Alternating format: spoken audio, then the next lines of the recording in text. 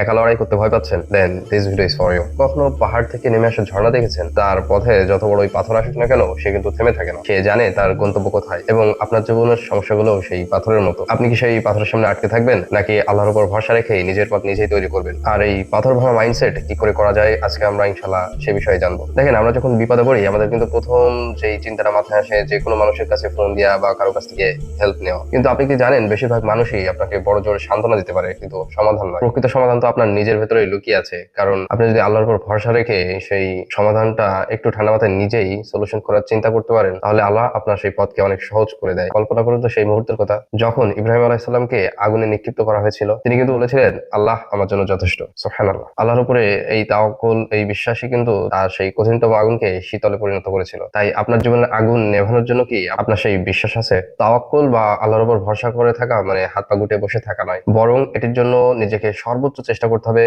এবং পুরো ফলাফলটাই আল্লাহর উপরে ভরসা করে ছেড়ে দিতে হবে। আপনি যখনই বিশ্বাস করবেন আপনার পাশে আল্লাহ সুবহানাহু ওয়া তাআলা আছেন, তখন কি আর পৃথিবীর কোনো সমস্যায় আপনাকে দমাতে পারে? ইনশাআল্লাহ কখনোই পারবে না। আমি আজ আপনাদের সাথে শেয়ার করতে চাই এই বিশ্বাসের শক্তি দিয়েই নিজের সমস্যা কিভাবে নিজেই সমাধান করতে পারবেন ইনশাআল্লাহ। আমাদের একটা মারাত্মক সমস্যা হলো, আমরা আমাদের সমস্যাগুলোকে আল্লাহর দয়া ও অনুগ্রহের থেকে বেশি বড় করে দেখে ফেলি।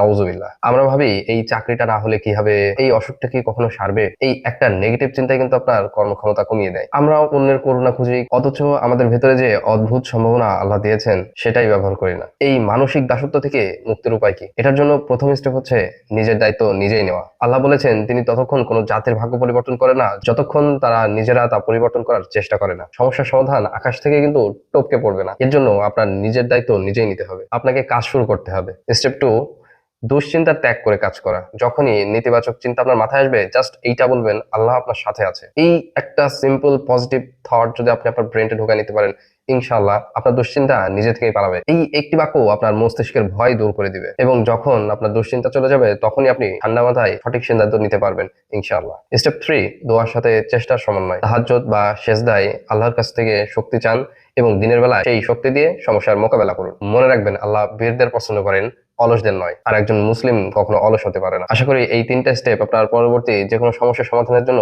অনেক ভালোভাবে কাজ করবে ইনশাআল্লাহ। আপনার জীবনের মালিকই যখন আল্লাহ, তখন আপনি হারার কেন ভয় পাচ্ছেন? আল্লাহর উপরে ভরসা ও নিজের যোগ্যতা, এই দুই অস্ত্র নিয়ে ময়দানে নামুন, এবং দেখুন জয় আপনারই হবে ইনশাআল্লাহ। এখনই বীরের বেশে একটি সমস্যার কথা ভাবুন যা আপনাকে দৌড়ে নিয়ে বেড়াচ্ছে, এবং বলুন, আল্লাহর সাহায্যে আমি এটি নিজেই সমাধান করব ইনশাআল্লাহ। আপনার এই প্রতিজ্ঞা আমাদের কমেন্টে জানাতে পারেন, এবং ফলো দিয়ে সাথেই কানেক্ট থাকুন, কারণ সামনের ভিডিও আরো একটি গুরুত্বপূর্ণ বিষয়ে আমরা কথা বলবো ইনশাআল্লাহ।